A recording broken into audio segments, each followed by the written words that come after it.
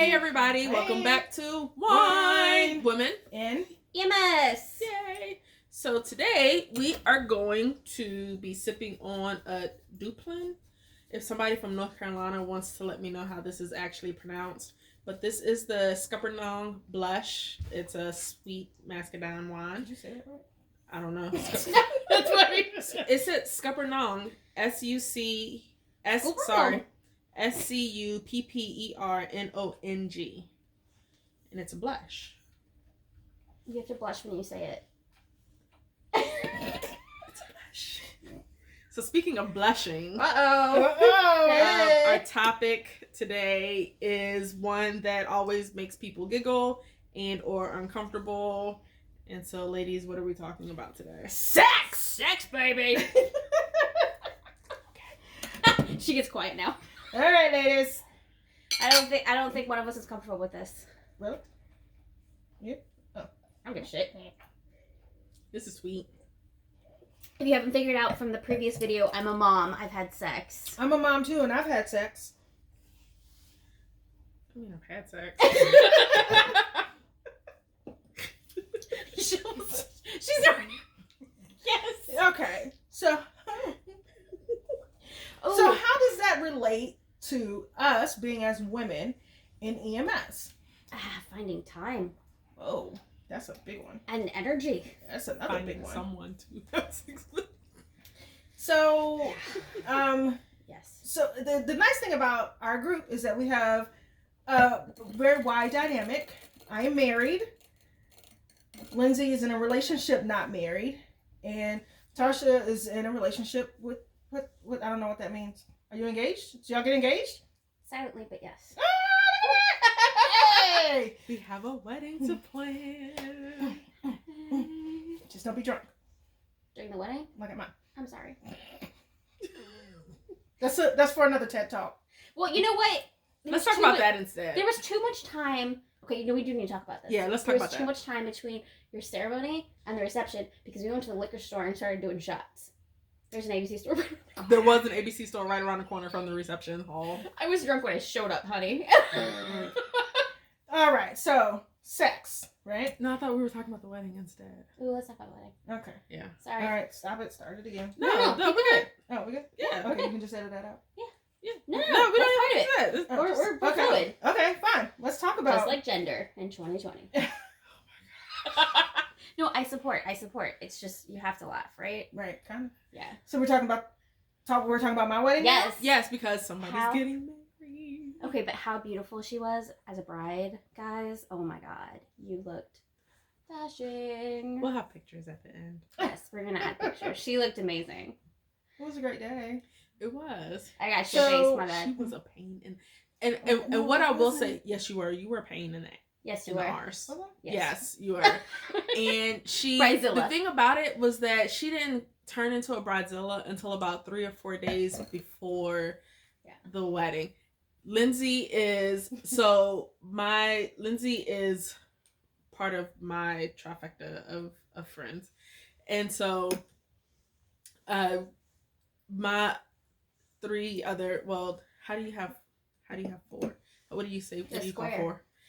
She's part of my Square. square. Well, actually, my pentagon. Your no square? My no square. My circle is actually really small, so I'm trying to make sure that I include everybody. It's really, anyway, moving on.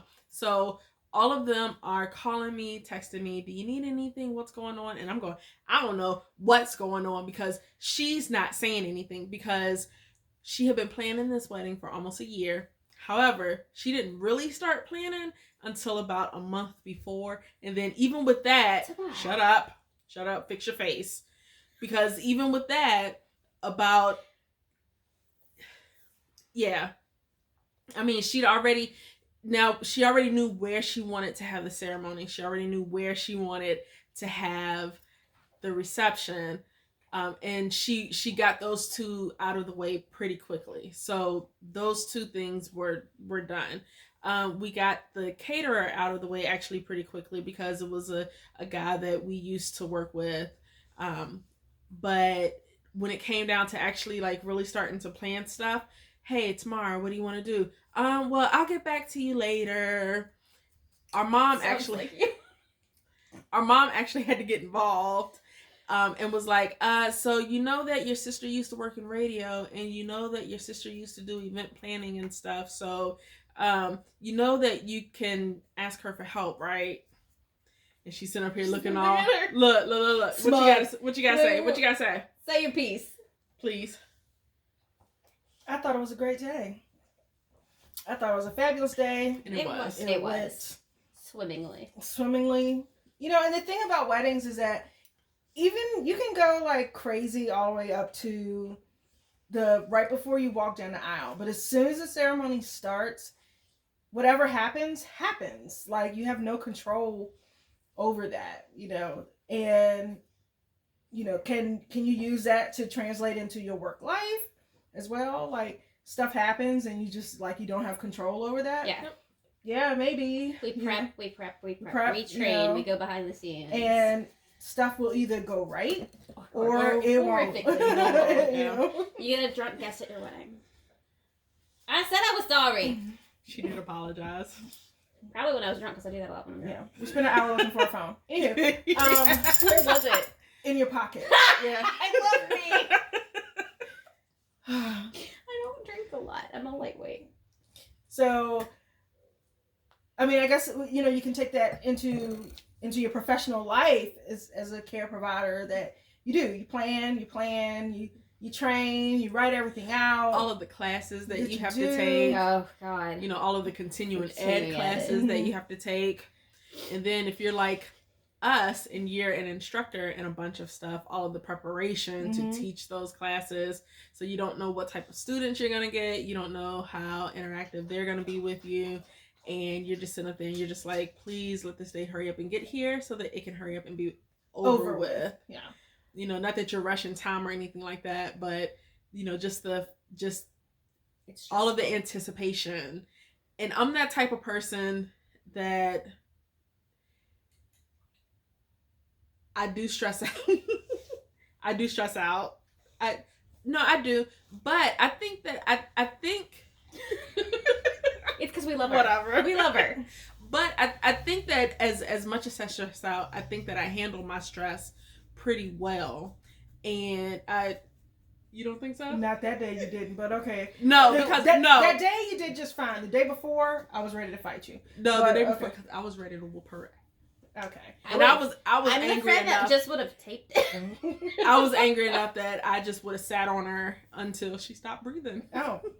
Wow. But, yeah. Wow. Okay. We're gonna make. I can almost make it. We're not. No. So. I love my sister. Yeah, we love it. I love her too. Don't be fooled by this video. No, this is how I go. This is why I don't want a wedding, actually. So, I mean, you know. Anyway, Lindsey's gonna have a wedding. Evidently, I've already lost that argument. Yes. So. Not even just to me, but like to my partner. To her man and to her man's family. Yeah. So she's having a wedding. Yep. But I'm gonna make everybody wear kilts. Okay, except for skirts. Except for girls, because girls don't traditionally wear kilts, do they? No, you guys are wearing suits. Yes. Tuxedos. I'm wearing a tuxedo suit. Okay, I like pants. I like pants. So, yeah.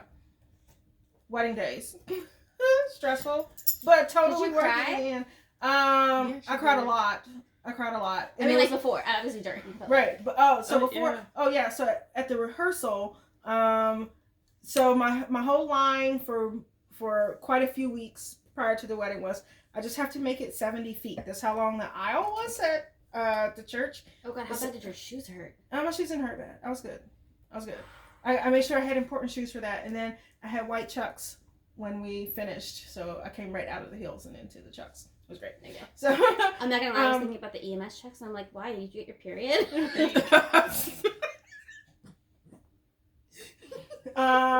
guys in EMS will understand.